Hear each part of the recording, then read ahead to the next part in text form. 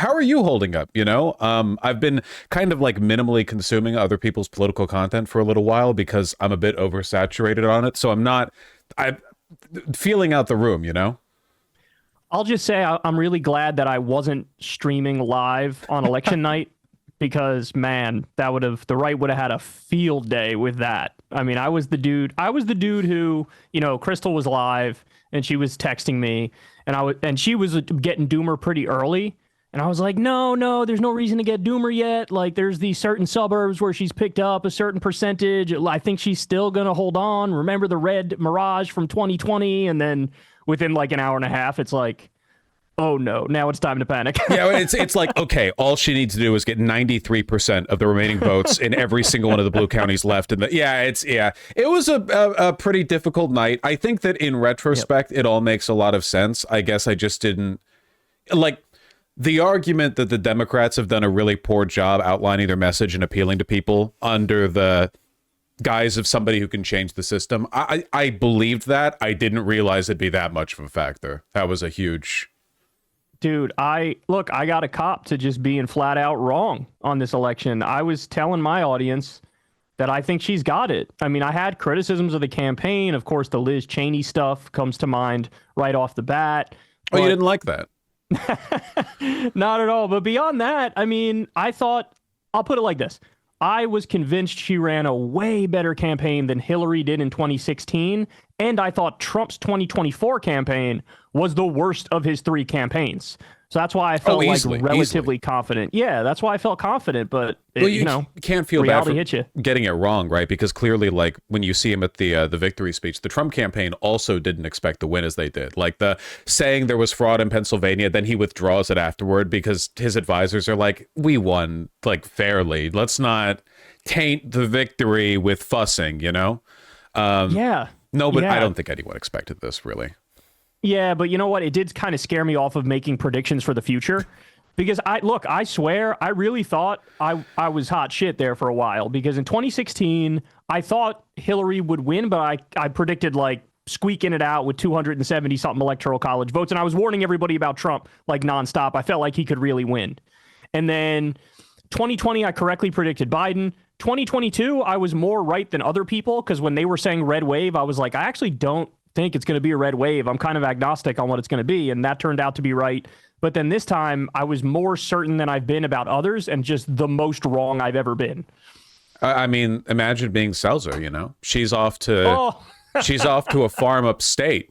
She's in a better place now. I think it's like, because I think you're completely correct in the campaigning stuff. I think that Kamala ran a really good campaign for the most part, like within the time and I guess the ideological confines of being a neoliberal. And Donald Trump was like a sloppy mess the entire time. Like genuinely, it's how people say debates don't matter. I guess campaigns don't matter either in a way. It's basically just, do people think you vibe well or you don't? And no one was sold on Kamala Harris there, which I guess like from a vibe perspective or like an energy perspective, I can't say I'm surprised. I just thought there would be some relationship between how sloppy Trump was the whole time and totally. And like, I think his anger, in retrospect, I feel like just the fact that he's really angry all the time, I think that helps him because people feel like, well, I'm angry and this guy's angry. And the other thing he does that Democrats don't do is that he has a narrative, but his narrative is like incredibly incorrect. He blames immigrants for every problem and trans people for every problem and, Hollywood and cultural elites and Democrat. Like, he's got a narrative and he hammers away on it all the time. The Democrats are not angry and really they don't have a narrative. The only Democrat that has a narrative, of course, is Bernie Sanders. Who everyone loves, narrative. Right. Who goes on like every, Theo Vaughn or Joe Rogan and just people still love listening to him no matter where they're from. I saw him on Lex Friedman's the other day, and all the whole comment section, people who I imagine in a lot of cases voted for Trump are still like, yeah, man, he was the one good Democrat. I think, it does seem like a lot of Americans just want like an angry man TV president where he says something and they can go, yeah, and that's it. Like, that's right. Yeah. Social media, I feel like social media has really helped fry our brains, and TV has helped fry our brains, where we really have the attention span of like nanoseconds now as a country. And so there's a factor of just being a controversial and charismatic celebrity that Americans just just flock to, right? And that's why I've been saying like Jon Stewart for 2028, because that's a part of Trump's appeal that people really haven't talked about when it comes to Trump's appeal, which is he's really controversial, he's really charismatic, and he's a celebrity. And this country loves all three of those things. And he's really authentic too, in the sense that he comes across as someone who's speaking his mind. Like one of the biggest, I think, and this is what's making me like really doomer about, I guess, the next election. And I'm not hyped about the concept of Democrats winning in 2028, in the sense that I think they'll save the country. Honestly, I just think we'll need the break after Trump's term, if we even get the chance to. But it seems like you look at all these discussions across the board, all these pundits, and they're talking, okay, so what did we do wrong? What can we do next time? And leaving aside the fact that a lot of them have wildly wrong answers, like wokeness cut her campaign in half or whatever. A lot of them don't seem to understand that you have to believe something to believe something. Do we go more pro-worker or less pro-worker? More woke, less woke? Donald Trump, when he rose up in 2016, he just did his thing and bullied the entire GOP into falling in line. Bernie Sanders as well. But because they're not like consultant-driven politicians, but anyone the Democrats field, they're going to have the way they check their watch is going to be like field checked by a bunch of Hillary Clinton staffers who now work as consultants for $250,000 every year. And I think people see right through that now. I don't think anyone wants that. Yeah, and like just the idea of having a consultant or having an advisor on the issues, if you really stop and think about it, what a bizarre thing to have. Like, I don't need somebody to tell me, here are the things that you should prioritize over other things. I just have certain things that I prioritize that I would talk about and that I would put out there. And you're right, that the Democrats are really beholden to this idea of like, finger in the wind, where's it going? How exactly do I weave a message out of this? And it's like people just see through it and really get the sense of like, you don't stand for much of anything. Like, I don't necessarily believe anything you say, because even if you're saying some things that might be true and correct and a good policy, how do I even know that you really mean it? And so there's this big, like, massive optics problem, because the other thing is, like, I was genuinely surprised under the Biden administration, foreign policy completely aside, because the Gaza genocide is the worst thing I've ever seen. Yeah. But on economics, I was genuinely surprised. And I know Crystal, too, was genuinely surprised that they came through on economics in a way no president in my lifetime had. I mean, he blew Obama out of the water and Bill Clinton out of the water. The NLRB appointments are phenomenal, did project labor agreements, raised the minimum wage for federal contractors and employees to $15 an hour. That's like 400,000 workers. Raised overtime pay, which is something a Trump judge just struck down. But like, there's a lot of good things that they did, and they couldn't even like sell the good things they did, because they never even talk about the good things that they did. Nobody knows about the good things that they did. And the media does a horrible job talking about those things too. And, I've recently soured so hard on even independent media now. Like, I used to be so hopeful about independent media, thinking like, hey, there's some of us out here that are just like telling the truth and giving people information and having fun with it and stuff. And then now, I mean, I'm sure you've seen, I've been on like the warpath against Joe Rogan and types like him, because independent media is now like tweeting Elon Musk saved freedom of speech. X is the freedom app. And like behind the scenes, you're employed by like the Poly Market or something, Yes. It's the saddest thing I've ever seen. Genuinely, I think, like, I don't know how the media environment is going, because we're already seeing the media falling in line to Trump, right? So like Washington Post, LA Times withholding endorsements of Kamala Harris. We know, for example, that I actually forget her name. There was a celebrity who was recently forced to make an apology after making anti-Trump comments. I don't remember her name, but it was like this embarrassing, like, oh, now that he's about to be in power, we should really shut up a little bit. Was it like Chappell Roan or Charlie XCX? I don't think Chappell Roan would apologize for that. At least I hope she wouldn't. I don't remember her name, but we're showing our age here. Maybe, yeah. Well, it was sad to see either way. Right, yeah. You have that, and I mean, you have like a Joe Scarborough apparently went to Mar-a-Lago the other day to suck up to.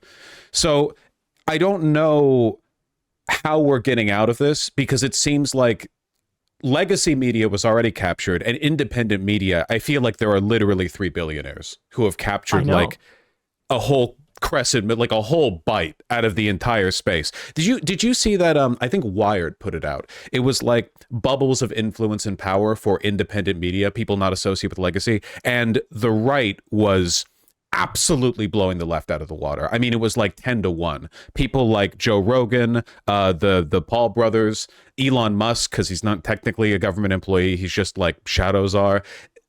The left wasn't even like visible on the chart. I don't know how you claw your way out of that. You know, like the organized material forces here seem kind of insurmountable.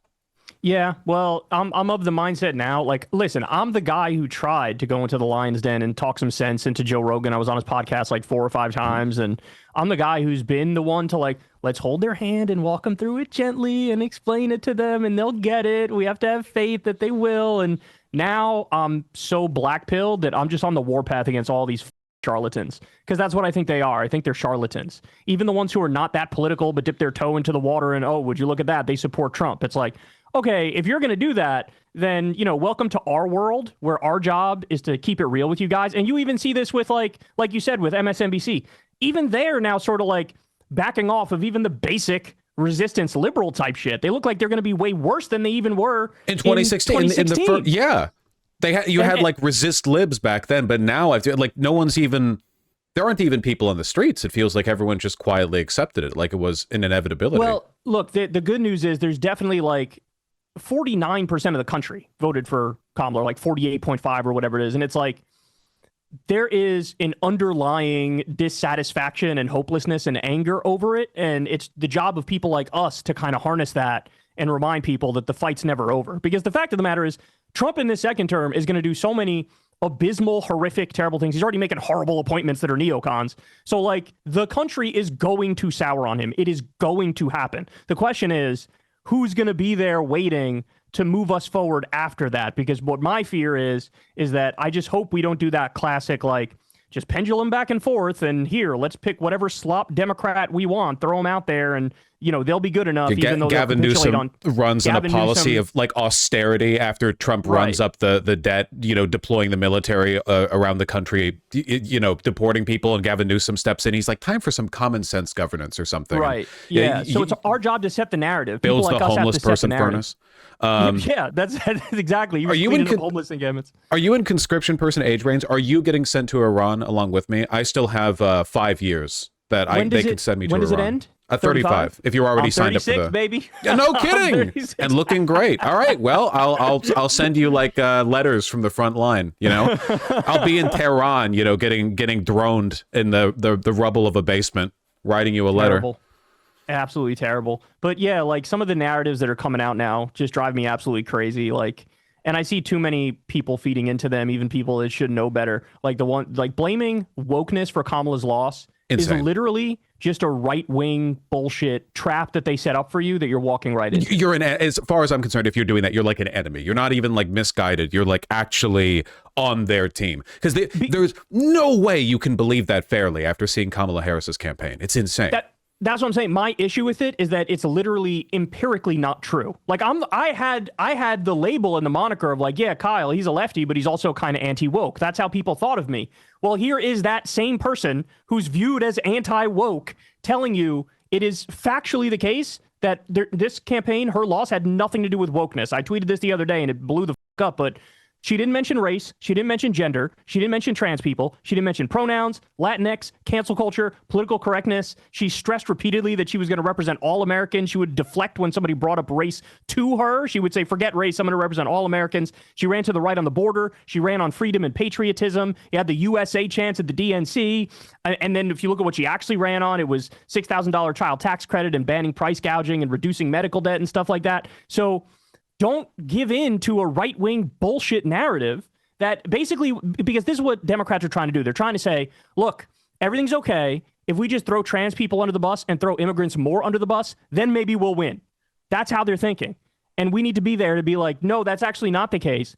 Why don't you actually believe in something and argue for it and be relentless about it and also have fun with it and be controversial and charismatic in the process, and then you'll win. They literally don't understand it. It's like the consultancy plague. And it used to be like a both sides kind of thing, because I remember that there was a lot of messaging conflict in the other people running alongside Trump in the 2016 primaries, where they're after two, terms of Obama kind of like blowing down the house. They knew it was their time, or at least they had a chance at it. And they were like experimenting. How progressive should we be? More or less pro-immigrant? Trump won because he didn't listen or care. He just did his thing. He lied all the time, but it was always like, you can tell that he's saying what's on his mind. I don't think he could even listen to a consultant if one was like paid to explain this to him. Like, he probably was given consultancy advice and then just ignored it for the most part.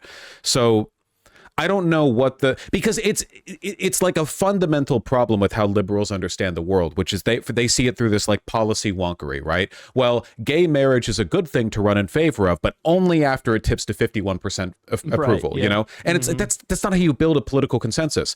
Back in 2016, during Trump's first term, a significant number of Americans, even through all the build the wall rhetoric, were in favor of more immigration. That only turned when Biden became president, because as soon as he was the one dealing with the border, Democrats didn't think was worthwhile pushing back against anti-immigrant rhetoric now that they were the ones doing the anti-immigrant policy. And for that reason, now anti-immigrant sentiment has skyrocketed across every demographic. You have to push for the point to be popular, not you have to wait for it to be popular to push for it. And they just don't get it. Yeah. And here's the other thing. Donald Trump is without a doubt, in my lifetime, the most unhinged, arrogant political figure I've ever seen in my life. If you disagree with him 1%, he tries to destroy you. And I've heard nobody say in the aftermath of this election, maybe Democrats should be more divisive. Maybe they should be more arrogant. Maybe they should be more cocky and self-assured. Maybe they should be more aggressive. I mean, this guy won literally talking about Arnold Palmer's cock and Hannibal Lecter and immigrants are eating cats and dogs. It's a classic strategy. You had a speaker at his rally at MSG. A lot of people miss this one, but this to me was the biggest one. This guy said the whole party, talking about Democrats, are degenerates, Jew haters, and lowlives. If a Democrat said something similar about the Republican Party, it would be, 5-alarm fire, everybody would melt down, everybody would be talking about it 24/7, Fox News would have it on a loop. But they say it, and they get to get away with it. They set the narrative by being relentless, by being extreme, by not being afraid of being divisive. So I would say be more divisive, because at first I was upset at the results, but then after that, the next day, I felt really reinvigorated. This, man, I don't need to pretend to hold anybody's hand and walk through, let me explain it to you, here's why you're wrong. No, that. Now I'm going to be the asshole. I'm going to be the one to berate you. I'm going to be the one to tell you exactly why you're wrong. You're going to go down to the grocery store on January 21st and talk about Trump tariff, Trump inflation. You're going to have the bacon and the eggs and stuff. And this cost me $83 because you got it from Whole Foods. You're going to start Twitter discourse over it. The Trumpflation. No, I mean, I completely agree with regard to being more divisive. At the very least, what a lot of Democrats seem to keep forgetting is that their base hates Trump, despises Trump. Totally. But they don't talk like it. Joe Biden is sitting there in the White House, warmly welcoming Trump into his second term of office after calling him a fascist. You're really showing how much you believe that. Across the aisle, Democrats are unwilling to, it's considered divisive for someone I don't know, J.B. Pritzker to say something well, I'm the better billionaire. That's fighting words from a Democrat. He's not even really a billionaire. He lies in his tax returns. That's aggressive rhetoric coming from them. And meanwhile, the Republican side, you have the everyone else is a degenerate and Jew hater. I think that, I don't know. It's Hillary Clinton, Elizabeth Warren style consultancy, I guess, where people took the wrong lessons from their campaigns and decided they weren't listening enough to the people who only talk to other upper middle class white, New York or Washington, D.C.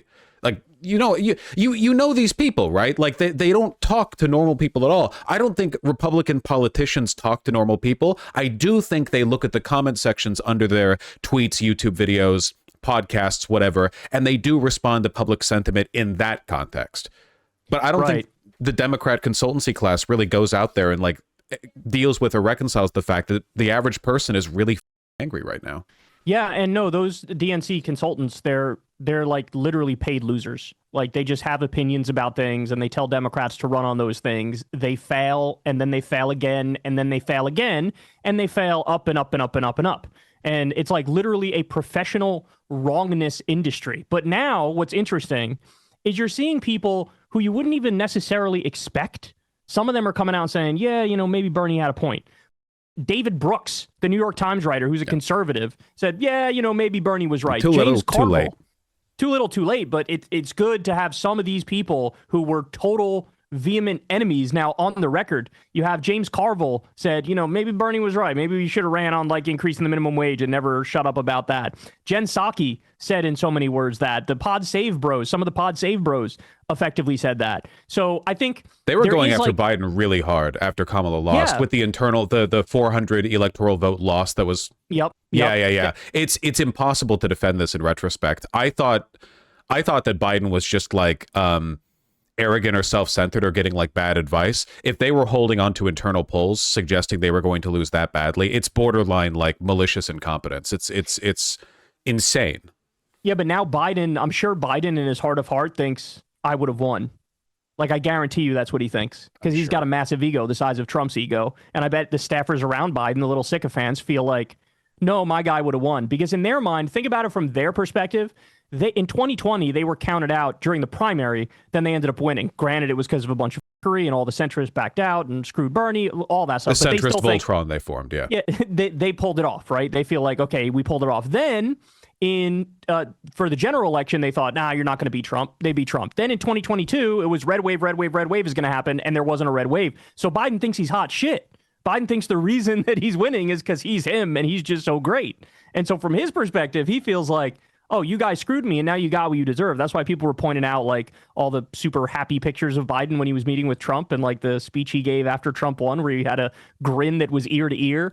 It's like from a selfish perspective, he probably feels like, yeah, I would have won. Yeah, it just kept me. Yeah. It's really without COVID, like Trump almost certainly would have won in 2020. And I feel like maybe that would have been a better timeline because they wouldn't have had 4 years to consolidate behind like the Heritage Foundation. And it would have just been a continuation of Trump blustering his way through the presidency with no real plan or aim or direction. Whereas now we have like a militant and coordinated effort to dismantle our institutions as like revenge for having audaciously kicked him out in 2020. It's rough. ideological now. It's ideological now. Whereas it was sort of haphazard the first time around. This time it's like his whole campaign was revenge, retribution, vengeance, anger. I'm going after them. And I think people sort of in their minds felt like, oh, when he says that, he means he's going after like the bad guys in the establishment that are keeping prices high or something. No, he means he's going after everybody who correctly charged him with a crime. If I was Jack Smith or Letitia James or Fonnie Willis, I'd be out this bitch because he's gonna Lord only knows what he's gonna do, right? Like I wouldn't put it by him to actually do some genuine martial law type stuff because he was reeled in the last time around. He wanted to deploy the U.S. military during the George Floyd protests and riots, and he said, "Why don't we just shoot the protesters in the leg? Let's invoke the Insurrection Act." And it took the like more reasonable generals around him to be like, "We're not doing that." This time he doesn't have anybody. He's got Michael Flynn around him, who's like a QAnon freak. He's got Mike Huckabee, who's like an end times person. Like, what are we talking about? Yeah, there are no adults in the room now. It's literally just, I mean, it's and like Elon following her around everywhere. It seems like it's basically just like the dudes hanging out. There's no like institution around it where they're just going to be getting like unhit. I don't want to do the like cringe. Oh, it's like, the Kim dynasty or whatever, like here's a dictatorship to compare it to. And if for no other reason than because I feel like even within dictatorships, there's kind of like norms and backings to regulate behavior. There's at least expected practices. In this case, I don't even know if there's like a historical comparison to this because the forces that have allowed this much power to be concentrated into the hands of people this incompetent, I don't know. The only thing I can really think of maybe is Venezuela after the nationalization of the oil industry, and then a bunch of like cronies and family members got promoted to try to ensure their loyalty, and everything fell apart. I don't know what a good comparison would be, but countries never really, it never turns out well after it happens. Yeah. So. And look at the Supreme Court too. Like the Supreme Court said, oh yeah, you have immunity for anything that can be remotely conceived of as an official act, right? And it's like, It takes like a second grader to figure out the problem with that. Of course, you could make a stretch of an argument for anything being an official act. So what now, right? As long as he does something and allegedly in good faith in his own mind, he thinks it's for the better of the country, it's an official act, then it's okay. Well, then there you go. You open up the door to all sorts of revenge and retribution. The fact of the matter is he was charged with crimes because he committed crimes, and the people he wants to charge with crimes did not commit crimes. And so here we are. It's classic authoritarianism. We do. The one thing that I'm looking forward to, I guess, is that because I think the worst case scenario would be if the Trump administration was evil, but competent enough to keep the framework held together so that all the bad stuff they do, they can kind of control the narrative and make people agree with them. So, persecuted journalists flee the country. Oh, they were traitors. CNN, MSNBC, ABC, they have to crack down on Trump criticism because it would get them sued by the government. Oh, well, that's just him going after fake news, But my hope is that the sheer incompetence of the administration, and God only knows what the tariffs are going to do to the country, is going to lead to an almost immediate economic downturn, and that will create, again, as it did, at the end of his first term when COVID hit, an opportunity to refocus the American people on what's really wrong with the country, because the deportations will not make this country better. The tariffs will not make this country better. None of these policies will improve the lives of people. And for that reason, there will always be an opportunity to proselytize on the back of their, incompetence. I guess it's really a matter of whether we take the right direction, or, as you pointed out, with independent media kind of getting captured, is every American going to wake up and TV news, talk radio, their internet podcast, their shows, Logan Paul, whatever, are all going to tell them, yeah, the reason why the economy's down is because there aren't enough tariffs, actually. And we just never learn. Yeah. And look, this is why I've been saying I really want Jon Stewart to run in 2028, because he's controversial, he's charismatic, and I think he has a much better sense of who the real enemies are. The immigrants are not the enemy. Trans people are not the enemy. And people have truly been convinced, hey, this is why your life sucks, because of these groups of people getting preferential treatment, taking your jobs, keeping your wages low. And it's no, the real reason your life sucks is because of billionaires and because of big money donors who have bought this government, and then the government represents them. It gives them tax breaks, gives them subsidies, and it screws you over. It doesn't raise your wages. It doesn't give you a union. It doesn't give you health care. And you need somebody who can really drive that message home and flip the narrative, because until we can break that Trump narrative of immigrants are the problem and trans people are the problem, then we're never really going to get through. The problem is, again, Democrats, they're technocratic status quo managers. So they say here's my list of policies and hopefully this helps. And it's even if those policies are good and correct, which many of them are, people we're people. We need a story. We need a narrative. We need to feel like the protagonist in this thing. And the person who we want as our leader, we need to feel like they're a protagonist in this thing. You can't be a technocrat anymore. We are past the age of technocracy. We're past the age of professionalism and polished politicians who are on script. Now we need somebody who's really going to go out there and say,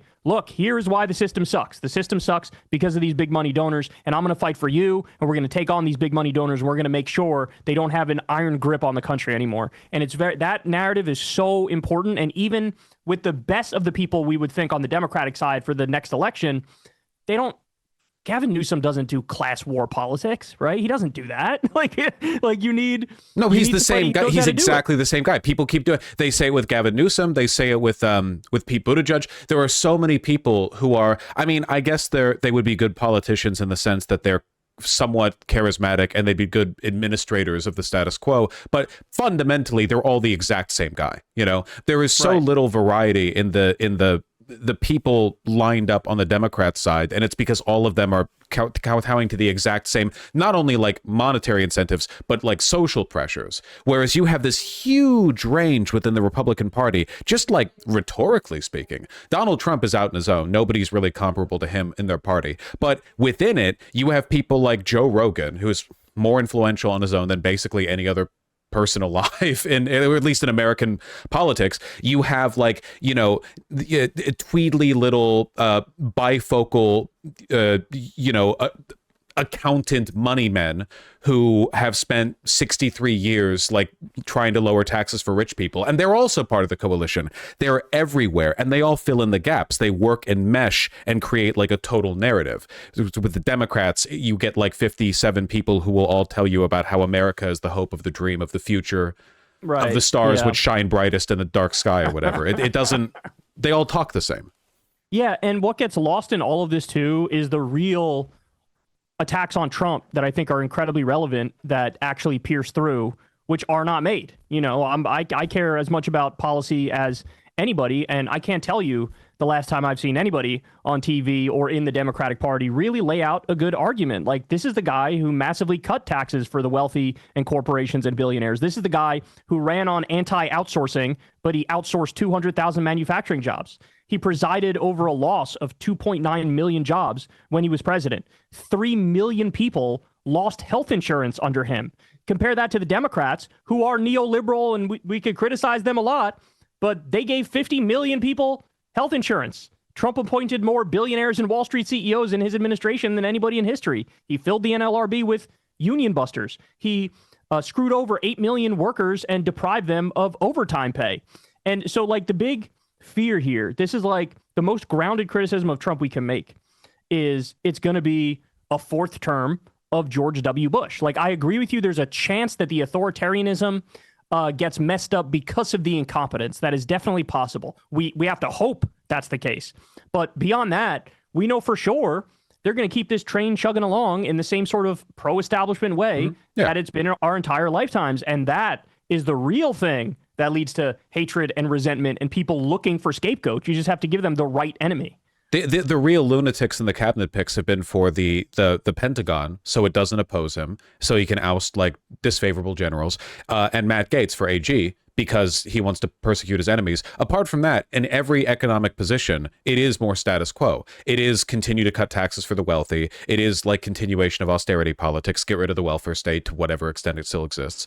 It is basically the same through line, and you get like you get the same like warhawks and neocon, like Marco Rubio, for example. You know, you see all of the underlying patterns remain the same. It's a lot of dressing over the same cake. And I think that, you know, I agree with you. I think that our success moving forward, I guess, is going to be like attacking those on the underlying motives, not going into the resist lib like Trump is such an authoritarian line on its own, because for one, we don't know how much that'll be committed to. For two, a lot of Americans like authoritarianism. And for three, their support for authoritarianism is conditional on the assumption that it's being done for their interest, getting rid of illegals or criminals or whatever. And as long as people assume that, they will agree with all of the, you know, anti-democratic measures he takes. I think that the Kamala Harris campaign literally looked and they saw the saving democracy angle, that line of approach when trying to convince people, was ineffective. It led to a reduction in support for them to focus on that, because when people hear preserving our democracy, they really hear preserving the status quo, which very few people like right now. So, you know, no one likes the idea of the country being run by a bunch of autocratic, you know, billionaires who only care about their taxes, which is why Trump supporters have to delude themselves into believing that they're doing it as some kind of like greater Make America Great Again plan, I guess. It's just a matter of separating that reality from their perception. And here's a thought. There was somebody who wrote an article on this the other day, and I thought it was brilliant because I didn't think about it in these terms, but it actually seems like the obvious answer after the fact. But if you could say, here's one thing that absolutely would have changed the outcome of the election, I think if they got that original Build Back Better bill passed, I think Kamala would have won. Because in that bill, you had paid family leave, you had childcare, universal pre-K, free community college, expanding Medicare, higher minimum wage, lowering all prescription drug prices, not just a few like they ended up doing, expanded child tax credit. And I think that would have been enough of delivering for people materially where Democrats would have won. And so if you really want to pin this election on any one or two people, I think you can squarely lay it at the feet of Kyrsten Sinema, and you can squarely lay it at the feet of Joe Manchin. Those two should have been waking up every morning with horse heads in their damn beds. The Joe Biden strategy of like kowtowing to them and going and negotiating, then negotiate with the Republicans, then so on and so forth, and it did nothing, and it never does anything. It never ever works. And if they had gotten it passed as well, and this speaks to your earlier point about their policy, Democrats never really tout their policy. I think that like with Republicans, if they have a point they want to make about Kamala Harris being woke or letting in illegal immigrants or whatever, they'll make it 50 million times and they'll describe it in the most lurid, borderline pornographic terms possible. I mean, they will really drive it home. Whereas the Democrats' criticisms of, let's say, healthcare, Donald Trump trying to repeal the ACA for like nearly a decade now and never having a single plan to replace it, all they went with was he has concepts of a plan. Is that bad? Sure. But to the average American, that doesn't mean anything. The average voter is, respectfully, not that informed on policy or what that even means. The average voter doesn't even know what the ACA is. You have to like day by day, every time you're in front of a microphone, like he wants you to die. If you scraped your toe on the sidewalk when you were 6 years old, he wants you to not be able to get insurance and die, you know. And they don't do that because it's like, it's mean or it's uncivil. And they suck at politics. They just suck at basic politics. So here's the fact that a lot of people don't remember. It's almost like a Mandela effect thing where everybody memory hold this, but I remember it. In 2017, Trump tried to do a healthcare bill. It was called like the American Health Care Act or something like that. And it was called Trump Care for short by the media. And Kaiser Family Foundation, which does healthcare stuff, they did a poll on this. They found that Trump's bill had 8% support in the country. And this is what he tried to ram through. And the reason it was so unpopular is because it did get rid of protections for pre-existing conditions. It made it so that the states had to opt into it or opt out of it. And what would have happened is the same thing that happened with Medicaid expansion under Obama. All the red states would have been like, we're not going to do that. We're not going to opt into it. So there goes your protections for pre-existing conditions. Nobody knows this. Nobody talked about this. Nobody brought this up. Here's another story that just came out yesterday. There's a MAGA judge in Texas, federal judge in Texas, appointed by Trump in 2019. He just, like that, decided, I'm going to throw out this new rule that Biden signed, which increases overtime pay for 4 million Americans.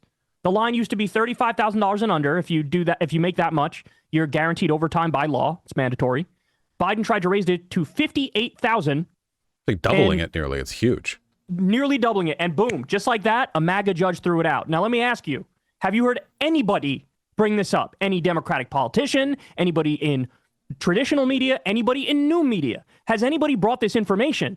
And no, the answer is no. There were some articles on it. I saw it. I talked about it on my show. It doesn't get brought up. And this is part of what drives me crazy and what feels like I live in the Twilight Zone. Is like, I thought all of us were living in this same shared reality. And if I see this thing, which is really interesting and really terrible and paints a bad picture of Trump and the Republicans, that we'll all talk about it like it matters, because it does matter, because now you just screwed 4 million people out of maybe being able to pay the light bill, right? But no, it doesn't get brought up. And that's why I'm in my, I don't know what you can call this era, Blackpill era. No, and you know what, honestly, and I agree with you, one of the things that really gets me as well is that it's difficult to tell whether or not it's an unsolvable gap in the information environment or just the Democrats being terrible at messaging. Maybe if the Democrats were really good at politics, or at least as good at it as Republicans, we wouldn't have this issue and people would see enough pushback on these issues that they would make better choices. Or maybe if the Democrats were more effective at messaging, it still wouldn't make a difference because a lot of people just get their information from like talk radio or Joe Rogan or whatever, and they wouldn't get that info at all. I don't know. I want to say the Democrats should be better at messaging, but I don't know whether that would be enough to cross the gap currently. Maybe it would be, and maybe this wouldn't be so much of an issue. It's that ambiguity that frustrates me, because I feel like you've got two avenues, one of which is like, okay, do I sensibly try to advocate for the Democrats to not suck at politics as much? And the other avenue is like, we literally live in two different realities. The average Republican doesn't even know what the ACA is and wouldn't know if it was taken away from them. And if it was taken away from them, they would blame Biden. They would hear from talk radio that if your health insurance got taken away under Trump's second term, it was because of some Biden bill that passed in like 2023, and they would accept it, and then they would die from, I don't know, appendicitis or something. Yeah, but see, that's why it's incumbent on us to drag people back to reality and take away these two realities, force it to become one reality. And something that I've come to realize lately is that it really is true. People like you and I need to get out there and we need to confront these idiots face to face. Like, we need to debate them. We need to get our points across. I was just on Piers Morgan earlier today trying to do exactly that. It's like fun convo.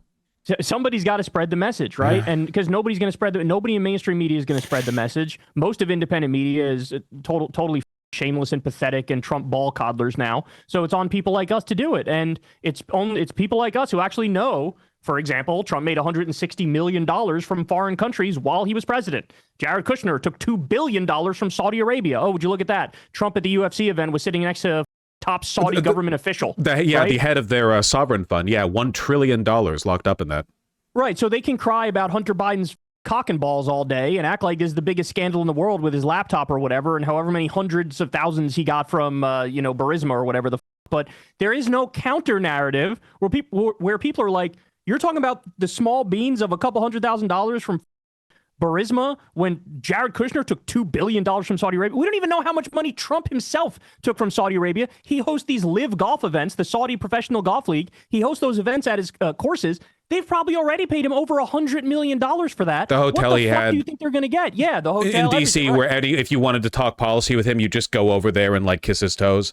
My hope for messaging, I guess, in the future, because I mean, I agree, we got to try the best that we can. My hope for messaging in the future is that, like, I remember that under the first Trump term, and I only started making content like in the middle of it because you've been doing this for a lot longer than I have. But I remember during Trump's administration, Trump supporters were a lot more defensive about him because they were living in a world where Trump was in charge and everything still sucked. And as soon as Biden got in power, they all got impossible to talk to.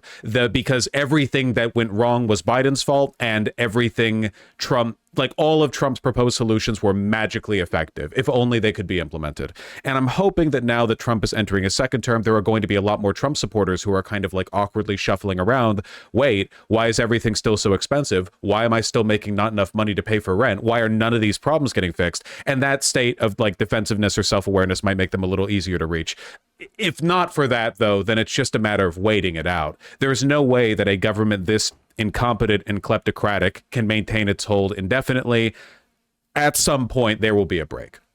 Yeah, and the thing is, these people are always impossible to talk to, but it's the weight of the culture that moves the whole country politically. And what I mean by that is, you saw the weight of the culture get Trump back in the White House with all the Joe Rogans and the Andrew Schultz and the Tim Dillons and the Theo Vons and all these people who are either outright political or semi-political, and they ended up humanizing Trump and getting him back in the White House. They all did. Every not political, like independent thinker ended up siding Trump in this election. Now, what would happen if the roles were reversed and it was Kamala Harris going on popular podcasts and they were trying to get her across the finish line, and you had people who were somewhat political but not fully political who were kind of helping her out? And if the roles were reversed, you know what the right would have done?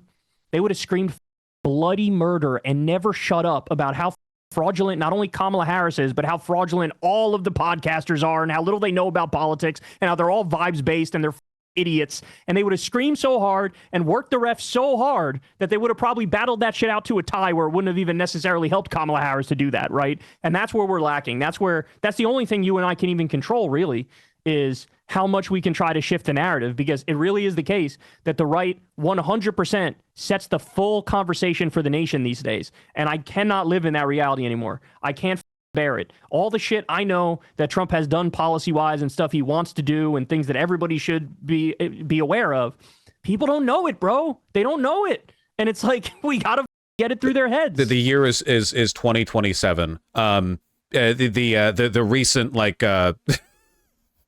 The recent collapse of like a funding bill has been blamed on like trans people in bathrooms or something. I don't know. The infinite cycle. This has been happening for far longer than the Trump administrations, of course. I mean, the very like origins of union mobilization in the United States were rooted in efforts by the owners of those factories and looms and businesses trying to divide like black and white workers, or saying that immigrants from Mexico were coming in to take their jobs, which is why you shouldn't unionize with them because they're like part of the enemy and they're going to depreciate everyone's wages. There's always been an effort to like shuttle off the real conversations and get people to focus on things like, be fearful of this group, of that group. Maybe like as things continue to get worse, which they will, not just here, but all across the board, right? Like this is not the only country where the incumbent liberal is losing ground rapidly to a fascist opponent. France, Britain, Germany, Canada soon, all in the exact same boat. And we're going to enter like a dark age, and where we come out on the other side, I think, will just be a matter of whose principled message wins out the most. And it's up to us, I guess, to make sure that it's not the Democrat consultancy class smugly telling people, see, we told you. You did actually want like a $25,000 first-time home buyer tax credit. That was the solution the entire time, and you were wrong to vote against Hillary Clinton in 2016. Yeah.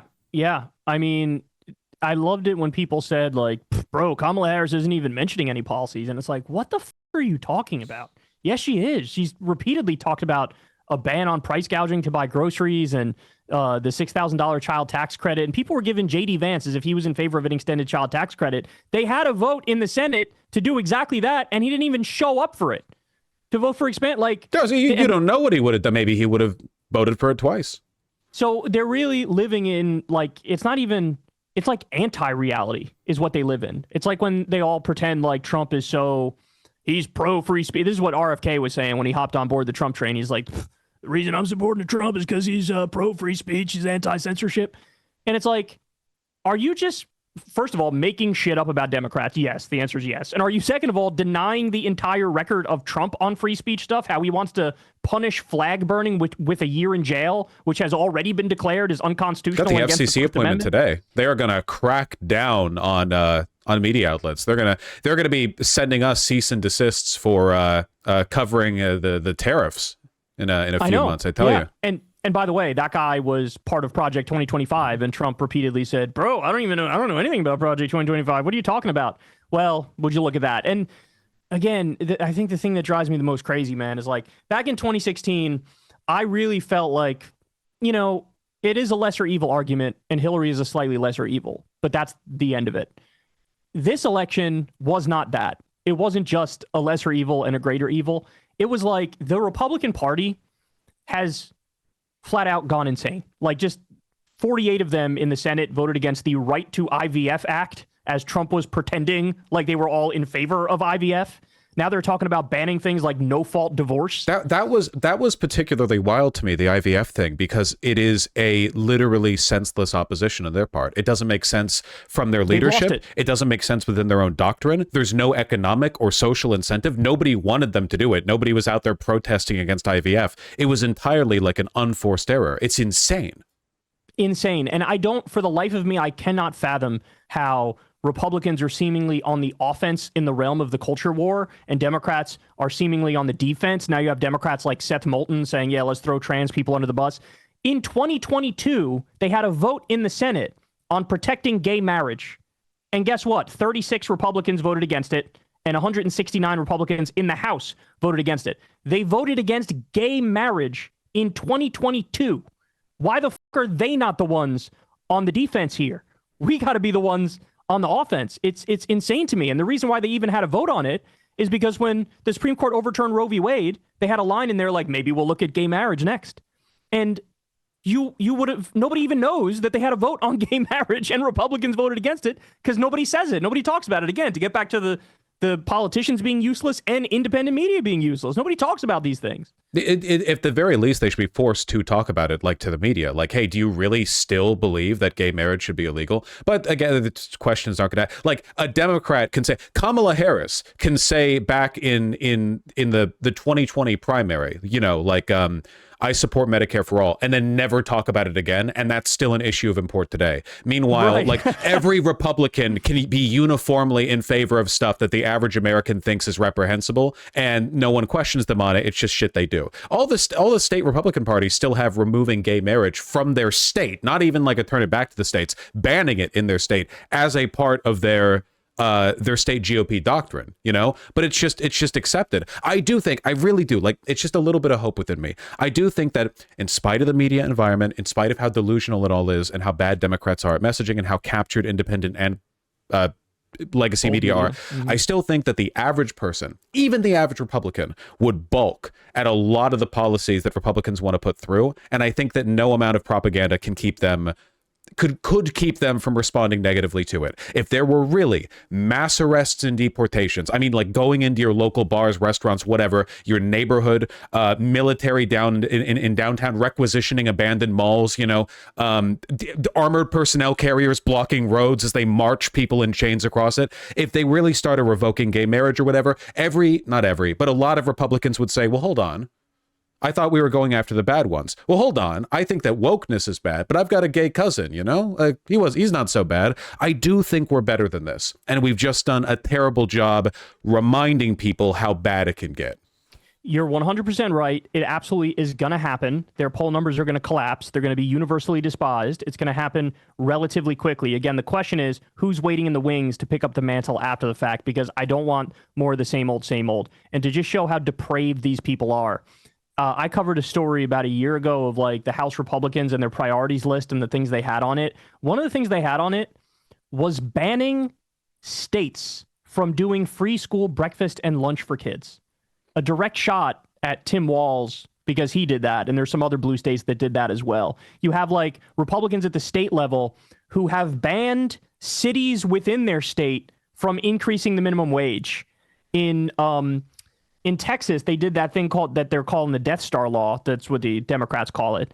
It bans mandatory extreme heat work breaks. So, like, you're forced to work in the sun longer. You're no longer legally required to get 30 minutes off or whatever it is. The only reason this is happening is because we've let them. Because if there was a media, like, alarm and bell every time something like this happened, these people would be getting, like, they'd be in Gitmo right now. The Republican politicians. Right. Yes, because, like, libs of TikTok make some, like, pink-haired third grade teacher the enemy of the nation for a week. But here, I'm telling you things that affect countless people where their lives are getting provably worse, and nobody's talking about it. Nobody's bringing it up. Nobody's pointing out the villains. I mean, these people literally want to ban porn. They have that on their list of shit to do. They want also to cut a thing no one supports. pay. Like, the only people who support this are like weirdo tradcath converts online who had a porn addiction until they decided that they saw a Deus Vult Wojak meme and decided they wanted to convert to fix themselves. Yeah, also known as JD Vance. Yeah, literally, like finally their representation, the promised day. Right. This is why one of the reasons why I encourage people to be more involved in local politics, because like you talk about like these local Republican initiatives. If there's a local Republican like state speaker, even a councilman, like at a city level, and you can just record yourself going out to them and saying, hey, why do you want it to be illegal for people to be given mandatory heat like breaks during the summer months or whatever? Why do you want people to die in the heat? You could get them blustering on camera in no time. No one calls them on this shit. They don't expect people to call them on this shit. They live in a bubble. They go back to their country club after work where they talk to other rich sociopaths. They are not used to being confronted directly for the evil shit they believe in.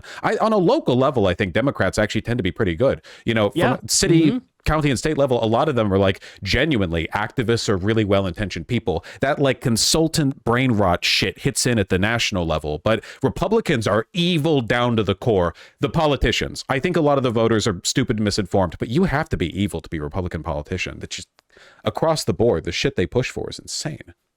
It sure is. And to prove your point, I mean, this is one of the reasons why ultimately I got pretty excited for the campaign, is that Tim Walz was picked as VP. And Tim Walz is by far and away the best governor in the country, and it's not particularly close. He had a one-seat majority, and he got universal free school meals and legal weed and 12 weeks paid family leave and 12 weeks paid sick leave and red flag laws for guns. And even if you go back, he used to be a congressman. If you go back to his record when he was in Congress, he was phenomenal. He opposed the Wall Street bailouts in 2008. He banned non-compete clauses.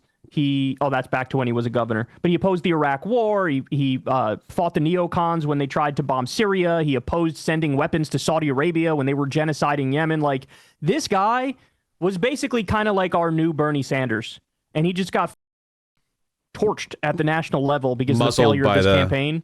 And that's why I'm so sad about it. And another point a lot of people have made is also you should have unleashed Tim Walz. You picked this guy who's a phenomenal communicator on TV, who's gone viral countless times with these little sound bites, and then you hit him in the basement most of the time. And that was a terrible mistake, you know? He deserved a lot better. I mean, I think that he will be viewed very positively in retrospect. Even within the like more egg-headed, liberal brain rot circles, I don't see many people criticizing him that aggressively. It seems like for the most part, people are just saying, well, Bashir or Shapiro would have been a more strategic pick or whatever, like stupid, like preferential choice they would have made. I hope he continues to have like a good, strong career, because for one, Minnesota's going to need him in the coming years. And like as a voice, like as a, I guess I want people to take from him and from his relationship to Kamala Harris the idea that things could have been better if a different course of action had been taken. I hope. Yeah, and his only downside was really that he didn't have the controversial element. I think he's charismatic in his own way, but he didn't have the controversial element. He's not particularly funny. And these are things that we never really thought previously were necessary in a politician, because they weren't. They just weren't back in the past. Look at Obama. He was very professorial and ended up winning. But I do think we're in a new era, even just stylistically, politically. I think somebody who sounds more like me or you is much more likely to get elected than somebody who sounds like, Pete Buttigieg at this point, which is kind of a crazy thing to say, because our whole lives it's been the opposite. But I mean, Trump broke the mold in 2016 and then rebroke it again in 2024. 2020 was, a brief breakaway from that, because it was back to normal election because of COVID. Learned the wrong lesson from, clearly. Right. Well, yeah, but now it's almost undeniable now, right? Because it's true. Kamala Harris running around the country with Liz Cheney, and she got Trump got 94% of the Republican vote, and that's the exact same percentage she got in 2020. So she didn't net Kamala. The idea that literally anyone likes Liz Cheney outside of Democrats who think that she'll be good against Republicans. Again, a position that can only be held. MSNBC likes her. Yeah. I think that people made the mistake of assuming that Trump was an aberration and Biden was a return to the norm, when in reality, I think that Trump is the norm now.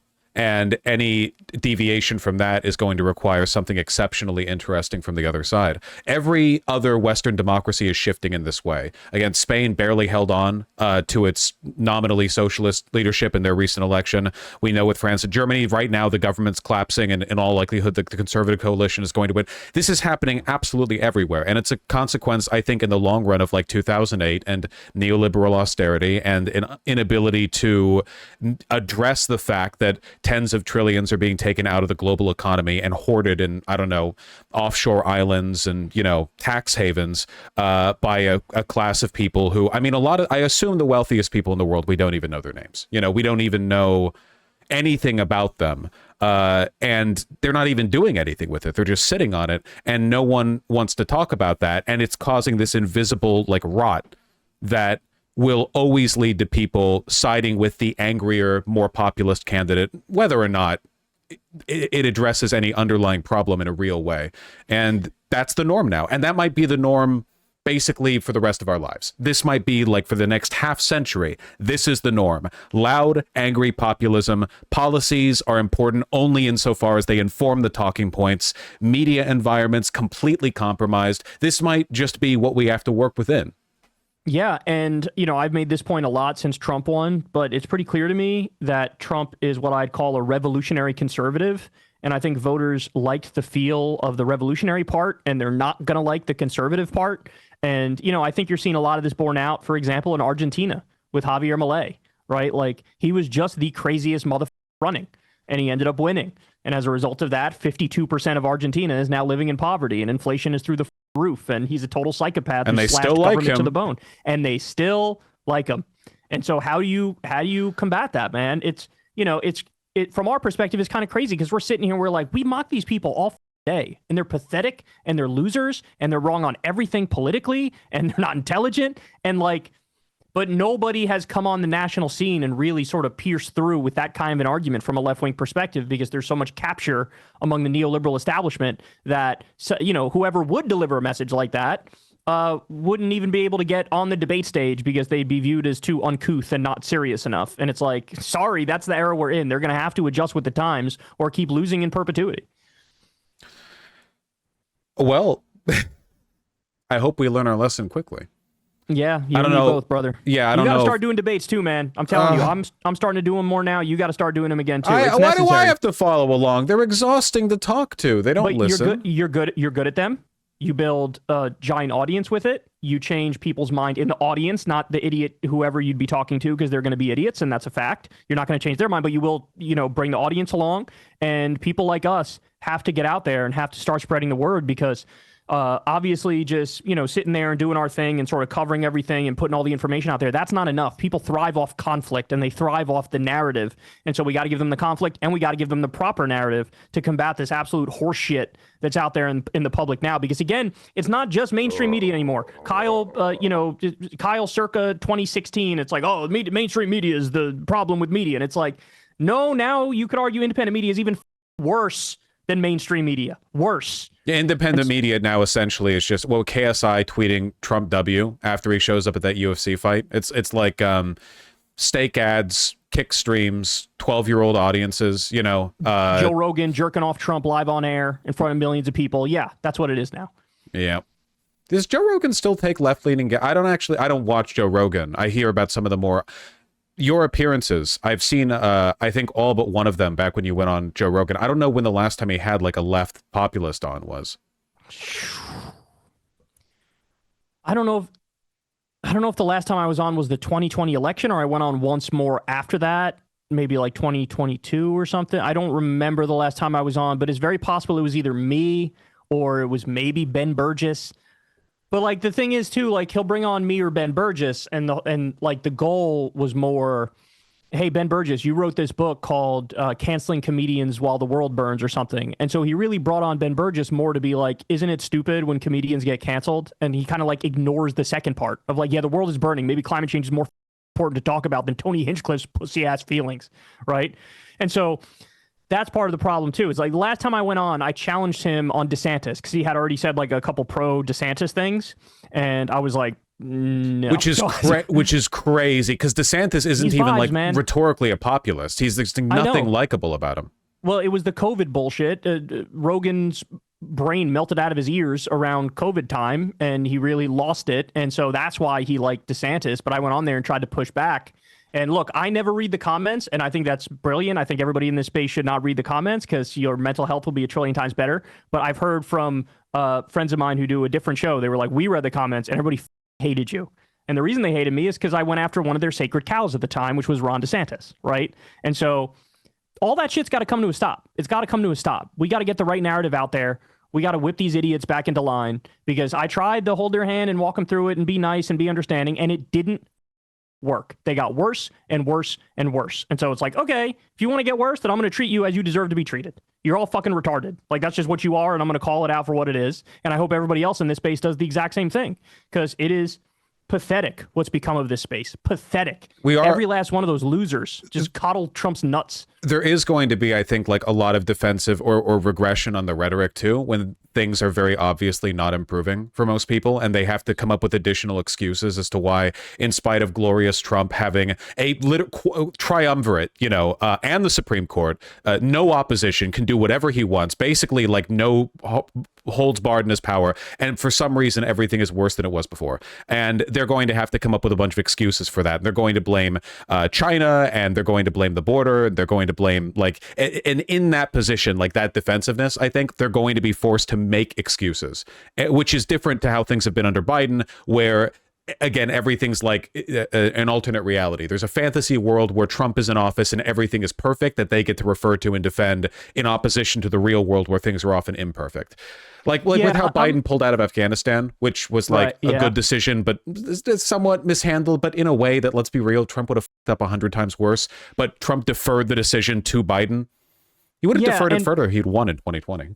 By the way, that was part of my blackpilling right there, is that, so here we are, we're all in independent media, all of us say we are anti-war, we want these wars to stop and all that. Biden actually follows through and pulls out of Afghanistan. And it was like, you could count the number of people that were defending him on one hand. And all the people, like Jimmy Dore, who's holding, oh, bro, I'm anti-war, I'm anti-war. Biden pulls out, crickets. Tulsi Gabbard, crickets. Nobody was saying, hey, you know what? He was right. And maybe the Afghanistan government was just a House of Cards puppet There's government. literally that barely nothing existed. that he could have done. Like, and so of course it was going to crumble. The in a idea, second. like, oh well, why'd he leave all that equipment behind for the Taliban? What do you expect? He's going to requisition all that equipment back from the ANA and then spend like 6 months flying it back out of the country while the Taliban somehow like waits and holds on, even though the ANA is being deprived of the equipment they were using to hold back the Taliban. There was no other way. Like this was mismanaged like 20 years ago. Yeah, and they can't use it either. That's the other thing. Wobbling. Trump acts like the Taliban is like using those weapons now. No, they're not. They don't know how to work a Abrams tank. They can't what the repair fuck are it. you talking about? They can't Of course manage it. They not. can't get ammunition for it. And who are they at war with? What are they using it on?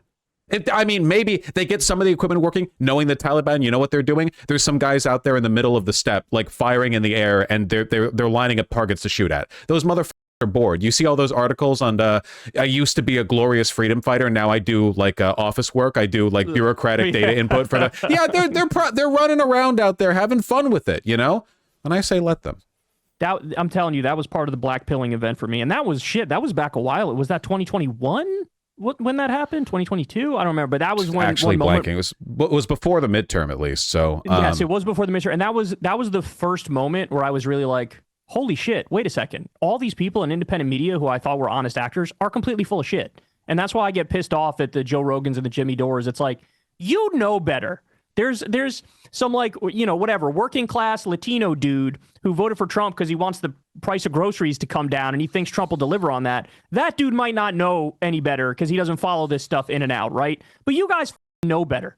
You know better, and you actively are lying to your audience by omission or commission, and that's what I'm sick of. But I don't know if they're going to turn on him though. That's where we have a little disagreement. Wherever the money, whatever incentivize it, a lot of these people, legitimately, it's just like what their audience will follow them on. You know, you say Jimmy Dore, the COVID thing, like everyone, half the country's brains melted over COVID, so now making 57 videos a day.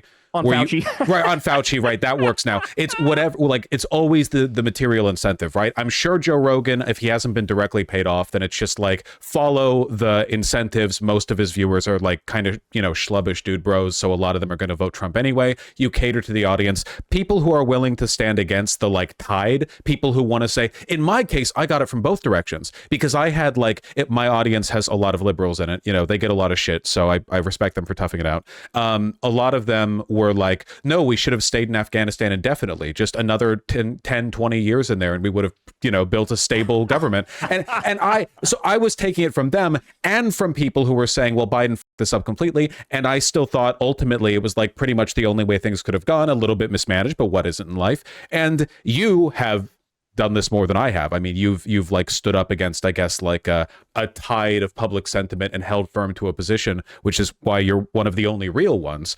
I don't know. You're right. Hopefully when the economy gets worse, there will be an incentive to turn on Trump. People will be like, wait, what happened? The neocons in Trump's cabinet are forcing him to make eggs $9 a carton. And we'll piggyback off that. But yeah, they're all about trigger, like, so right now their whole thing is just triggering the libs. They just want to trigger the libs as much as humanly possible. And then the other thing is now Joe Rogan knows Trump. And so now I feel like he's way more likely to give him even more leeway, because it's not like he never heard any of the arguments that I laid out against Trump. He would sit there and nod in agreement with arguments I made against Trump. He knows these things. So the fact that you supported him after knowing those things, and then now you know him personally, it really makes me feel like, I don't know if these people are going to change. I hope they do flip on him, but if they do, it'll be for purely opportunistic reasons, like you point out. But that's like, we got to expose these people. And they're so fucking shameless. And this is also like the big ticking clock as well, like in terms of people turning on Trump, I guess. It's that they might never need to, because eventually Trump will die. He is quite old. And that's actually untrue. He's going to live forever. my apologies. I haven't been. You're right. He's the president now. They have tech we don't have access to. It's evil preserves you, and he's held on longer than I expected him to. But like, I don't think the Republicans have a follow-up to him. No one has the sauce, really. And it makes me wonder if maybe really awkwardly, the win that we get is Donald Trump passing, and as things get worse, everything just gets blamed on the other Republicans. They'll blame any one of his cabinet picks, they'll blame JD Vance, they'll blame whoever, as long as it doesn't go after their sacred cow. they will transfer the blame onto other people. Yeah, he'll turn into like a Reagan post hoc where they get to go like, well, everything good is because of him and everything bad is due to something else. Don't you? I kind of am fearing within the next 4 years some sort of massive recession or depression, and one of these of the numerous bubbles we have in our economy popping. And if that were to happen, obviously public opinion will sour on Trump. But I feel like the thing he would do immediately is the same thing that's happened previously under Bush, under Obama, which is I'm just going to bail out the industries and say fuck you to everybody else and let them struggle, right? Like, don't you think that is sort of likely to happen, some sort of big economic downturn in the next 4 years, and then Trump would bail out, like, let's say crypto, for example. Like, I could see him bailing out the crypto industry and then, like, putting a middle finger up to regular, working Americans. Like, I think something like that can happen. I don't know what the bubble that's going to pop is going to be. I don't know what it's going to be. It could be any of a number of various bubbles. I hope it's not crypto. That's like the worst. That's like the dumbest possible time. Dumping like the strategic, the entire discretionary budget into just a 1 year Bitcoin buy or something. Right. Yeah. Because these people now, crypto are big political players where they buy off both parties. So they're going to get bailed out, or like commercial real estate, that bubble at some point can burst. Like, I don't know. It could get ugly. And I think what we can see is the country's going to sour on these Republicans. The next election will be a pendulum election. And then, I just hope that it's not more of the same old. But even if it is more of the same old. People don't even remember what Bush did. It all gets blurred together into the same neoliberal. Like, again, not an Obama defender over here, but people now, they talk about like, well, okay, so before Trump, before 2016, you just had like, the establishment. Even back then, there was a difference. Votes for the Iraq War, overwhelmingly Republican. The 2008 financial crisis, deregulation is like, you can trace stuff back to Bill Clinton, sure, but like even then, and liberals have already kind of rehabilitated Bush to a large extent because he was civilized, unlike Donald Trump. When he like yelled at and killed people and such, they were brown, and same with Biden, I suppose. But there you go. As long as it's done overseas, it's fine. As long as they're Arabs. Whereas Donald Trump, who threatens the decency and peace of people here, isn't held to the same standard of like presumed civility. Yeah, and then the other thing is, to your point that there are differences, like, I forget what the exact number is, but it's like Democrats under their administrations in the modern era have created like tens of millions of jobs, and under Republican administrations, they've created like 1/10 the number, or they've even like lost private sector jobs. So like there is a difference, and that could be what the future holds, which is this goes to shit, the bubble bursts, so much pain, widespread anger.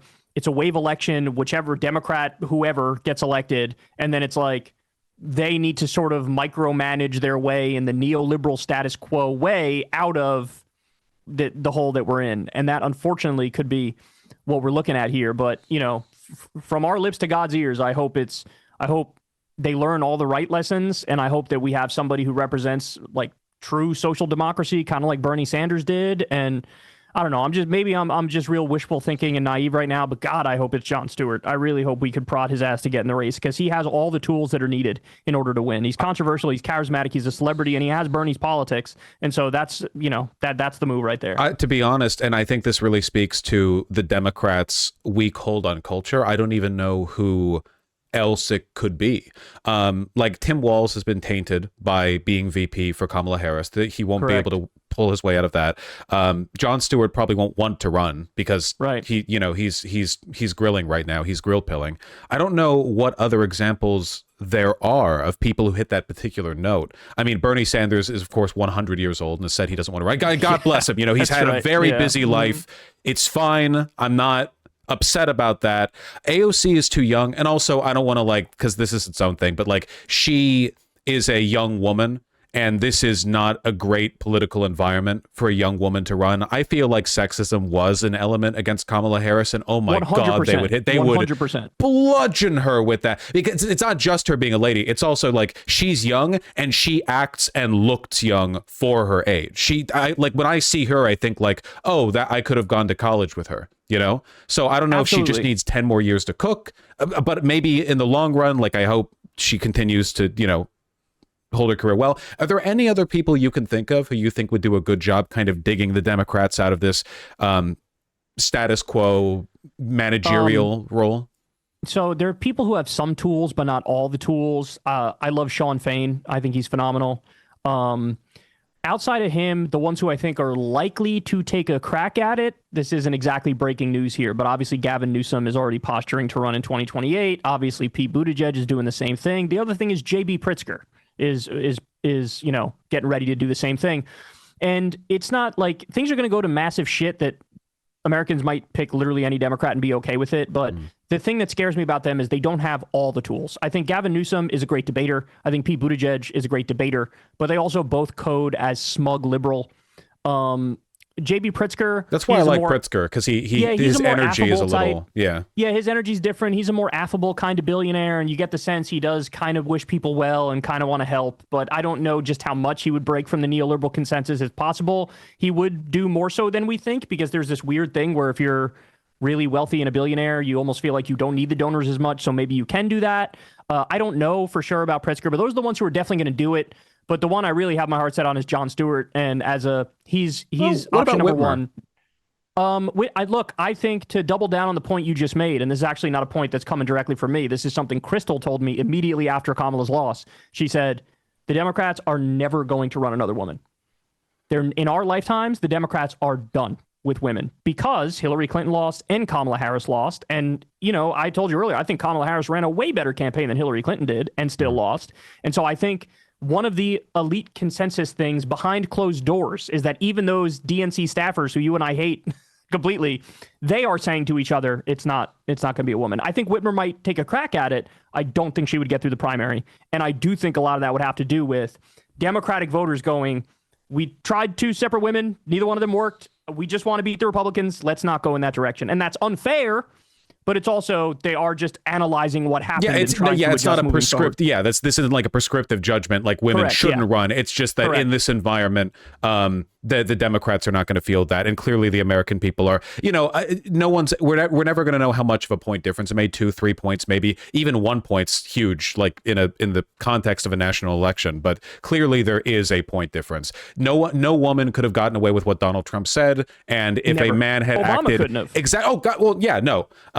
It's just like factors of unacceptability, I guess. Which with the fucked up thing is that I bet you at some point a Republican woman is going to run, and that'll work because they'll be able to hit a kind of like good old like folksy Southern homegirl attitude, which is acceptable to the Republicans because it implies with it a kind of like conformity to the status quo and submission to like the patriarchal order. Whereas any woman running for the Democrats will come across as like, I don't know, woke, or she's trying to boss you around or something. Yeah, look at like, Margaret Thatcher in the UK. That's what, that's actually the exact thing Crystal said. She was like, Democrats are not going to run another woman. When we do eventually get a woman president, it's going to be a Republican. And unfortunately, I think that's probably true, unfortunately. And I think the Democrats, they really do need to learn. I can't stress, the policy thing is one thing, but I also just can't stress the stylistic stuff enough. Like, you really got to stop being corporate robots. You just have to. Even for just optics alone, you have to stop. And I don't know if they know how to do that, right? Like, I really don't. That's why I feel like Jon Stewart's our ticket out, because without even trying to be controversial, he'll say something controversial that pisses a lot of people off and gets the cameras on him. And like, that is a good thing. That's a good thing. This is a lesson I've had to get through my thick head too. If I say some things that are controversial, like, it's going to spread far and wide. A lot of people are going to have eyeballs on it, but ultimately what comes out of it? Nothing. We just got more attention. Right. And then maybe you win some more people over as a result of that. Controversy works. It speaks to an authenticity as well, because a person who is genuinely authentic and speaks their mind and so on will always end up offending people. It's not even a matter of political correctness. It's just too easy to offend people if you're talking about like a politician who's potentially appealing to all demographics. Normal people make flippant statements. Normal people are occasionally a little bit abrasive. You have to be very controlled and very, very, very like consultant informed to avoid making any statements that offend anyone. Kamala Harris did this. Every statement on race was countered with the, well, I'll run for all Americans. Every statement that could imply she had a position, or like not even a controversial position, but like any definite position, was met with a, just like a banal, like, don't worry about it, basically. Like, I don't believe in anything controversial. Don't worry. I'm here for you, whatever that means to you. And I think people see right through that. It's effective, I think, on paper, but in reality, it doesn't register anywhere. No one sees it. And like you said, controversy does get you clicks. Trump says 50,000 stupid things a day, and they get a ton of media attention. It makes people interested. Yeah, there's old saying, the squeaky wheel gets the grease. And that's exactly right. Like we pointed out, Trump was talking about Arnold Palmer's dick and Hannibal Lecter and immigrants eating cats and dogs. And like it ranged from ridiculous to wildly untrue.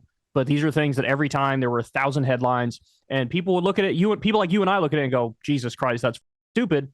But there's plenty of people who just sort of look at it and giggle, right? And then when the election time comes around, who am I going to vote for? I don't know. Maybe Trump will lower the cost of stuff. I'll vote for him. And you have to relate to that too, because if you can imagine, if we were like low information voters, like not people who cover politics for a living, but if we were just regular people and we liked Bernie Sanders, and Bernie Sanders made some like, dirty jokes at a function, or he was at a rally and he did like an old man ramble, which concluded in some kind of like vaguely sexist, but in an endearing grandpa kind of way comment, you could easily see how certainly to me at least, I don't want to project to you as well, but certainly for me, I would hear that and go, oh, that's funny. I already like him, so now it just comes across as charming. The Arnold Palmer dick thing. Yeah, that's, to us, that's crazy. To a Trump supporter, that and the little jerk off dance, it's just part of his, they love that. Yeah, that's actually, it's funny because this is one of Bernie's few downsides politically. I remember when Cenk Uygur ran for Congress and Bernie actually endorsed him. But then a day later, some right-wing assholes dug up old shit on Cenk and released a hit job on him where he wrote these blog posts in like the 1990s where he was being self-deprecating. And he said, obviously, the genes of women are inferior because they don't want to have sex with me enough. And somebody wrote an article on this, sent it to Bernie. Bernie saw it, and then he immediately unendorsed Cenk and condemned him. And like, this is another issue that, it's one of his few downsides, but he doesn't. There's this aversion to controversy. He's not abrasive. There's this aversion, and like, I need people to realize it's not even just that controversy is this neutral thing that won't affect you in a negative way. It's actually good. It's actually good. The most controversial man that's ever lived in human history won the presidency twice.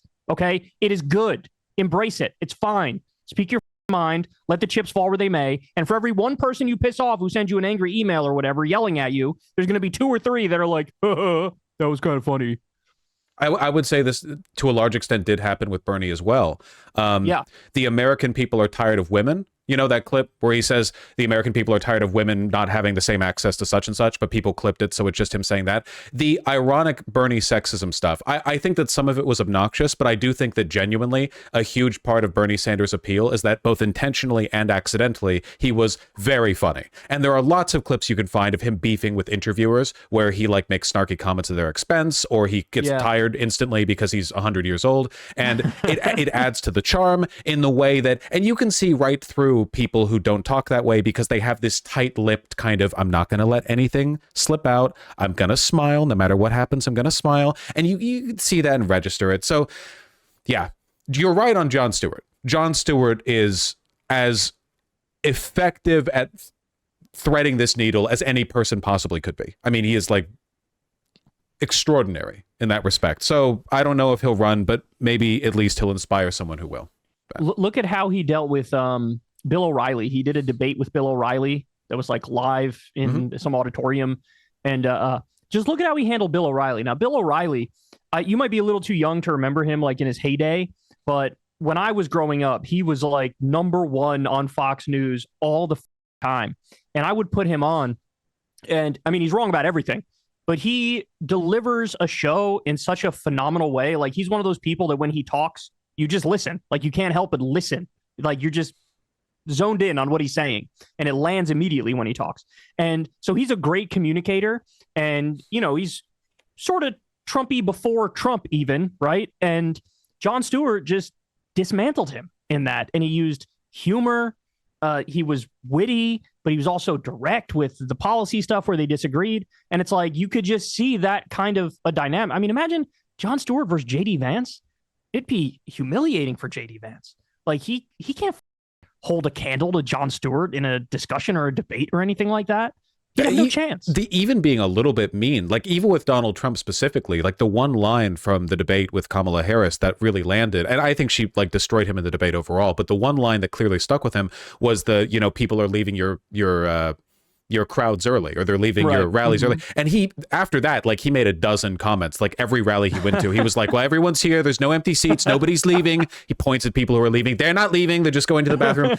And it's genuinely like, if someone just went up to Trump and called him like a fat moron, I feel like he would lose his shit. He's so egotistical, but no one. Yeah. I don't know. There's so many, they have to learn. And we have 4 years at a minimum, 4 years for Democrats to find their balls again. So I don't know, or again at all. So hopefully we get something from it. I do agree with the need to be confrontational in general, though. Clearly, like a passive engagement with this alternate reality media environment hasn't really done much to pull people from it. Yeah, and now there's a little bit more of a left-wing media ecosystem where, you know, if some lefty or liberal goes on into the lion's den on some conservative show, there might be a couple clips that come out of that where it's like, you know, the liberal destroys conservative for saying this dumb shit. And it's like, yeah, we kind of need that unironically. The Jubilee 1v20s, that kid who went on, the like little, it's like 18 or something, but he did really well. Yeah, you know Withers or something like that, I think his name is. I think it. You know who's been killing it? Mehdi Hassan. Absolutely killing it lately. He has been, I don't know how he has the time or energy for it. Motherfucker out there like earnestly arguing on Twitter every day, every hour of every day that he's not doing like a panel or show. It's crazy.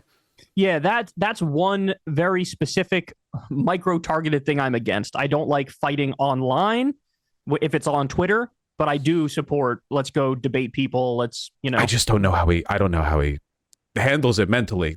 Arguing on Twitter was bad enough back when it wasn't run by Elon. Now, anytime you engage with it, it's like 100 like bots from Nazis, Nazis and first name bunch of numbers telling you that, you know, you're stupid. It's so unrewarding.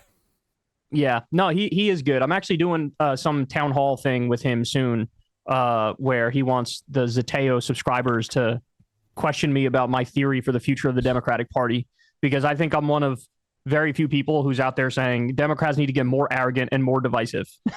And there's basically the consensus takeaway from everybody else is like, man, they really got to try to be more understanding and reach more across the aisle and try to, you know, hey, more than should we shit on trans people?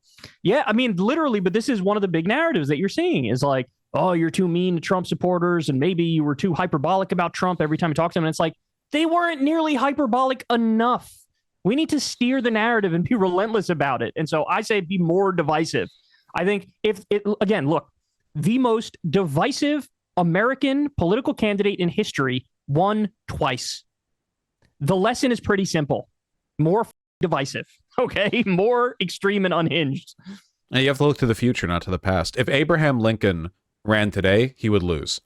Somewhat of that like temper, not literally pulled from a time stream, but I mean that temperate, you know.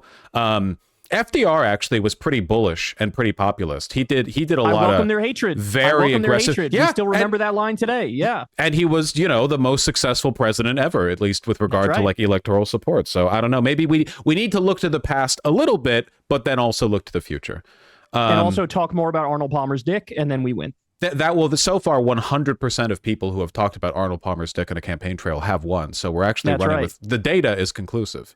Yeah, throw in a line about Lee Trevino's balls or Tiger Woods' taint, and it'll be a landslide. I really appreciate you taking the time to talk to me. Let's not make it, 2.5 year gap before the next conversation? Has it really been that long? I don't know. That was a guess, but I think it might actually be around there. It might actually be around there. It's been a while. I would have guessed like a year, but maybe you're right. Time just flies by now. I could be totally wrang. Either way, we're certainly going to have a lot to talk about for the next 4 years. People always say like, well, congratulations. Now you have more to talk about. I had plenty to talk about under Biden. We're not happy with this, you know? No. I mean, it's definitely going to lead to more views and stuff, especially because MSNBC is literally collapsing in on itself. And even the resistance liberals are abandoning them. So I reckon for us, It's going to be lefty audience, but now also there's going to be resistance liberals who are going to move further left because of the total capitulation. So it is from a content perspective and from a viewership perspective and a subscriber perspective, it is going to be a bonanza for us. But I'm not happy about that. I would have rather had very slow sub growth and lower views if we didn't have a country that was being totally driven off of a cliff. It's very much like going up to a doctor and saying like, hey, good thing that school bus crashed, like right out in front of the hospital, you know, like a lot of work. Yeah, it's okay. Yeah. We have more people to sift through. That's true. I would prefer that hadn't happened. I mean, everyone who's watching this right now knows who you are, but if you would do them the service of reminding them. Sure, you guys can watch me be an asshole on Twitter at Kyle Kulinski or follow me at Secular Talk on YouTube, and I hope to see you there. Have a good one, Vosh. Thanks for having me, man. Appreciate it. Have a wonderful day. We'll talk soon. Take care. All right. And good luck at the town hall. Oh, appreciate that. I don't know when it is, but hopefully it'll be soon. That was a fun conversation. Kyle's so great. Yeah, he's one of the real ones. There ain't many real ones. That thing we were talking about how like a bunch of independent media just follow the money. So true. There are so many like so-called independent media. A lot of them used to call themselves leftists. Now they don't, you know, where like there was some breakaway point where it became clear to them they could make a lot more money by doing something else.